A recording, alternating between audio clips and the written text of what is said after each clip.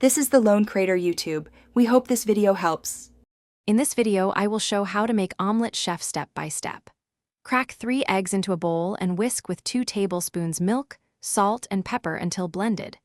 Heat a non-stick pan with 1 tablespoon butter over medium heat, pour the eggs, and stir gently until they start to set. Add your prepared fillings on one side, fold carefully, and slide the omelet onto a warm plate. Use gentle, consistent motions to cook an omelet that feels light and tender. Whisk 3 eggs with 2 tablespoons milk to introduce tiny air pockets, and use medium heat so the eggs set slowly.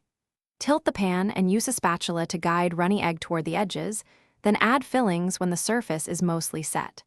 Fold once and let residual heat finish cooking for a soft, silky texture. Choose fillings that match the cooking time so everything finishes together. Softer fillings like cheese and herbs melt quickly, while pre-cooked mushrooms, spinach, or ham add body without extra cooking. Combine textures with a creamy cheese, sautéed vegetables, and a touch of acid like a squeeze of lemon or a few drops of hot sauce. Taste as you go and adjust salt and pepper to highlight the flavors.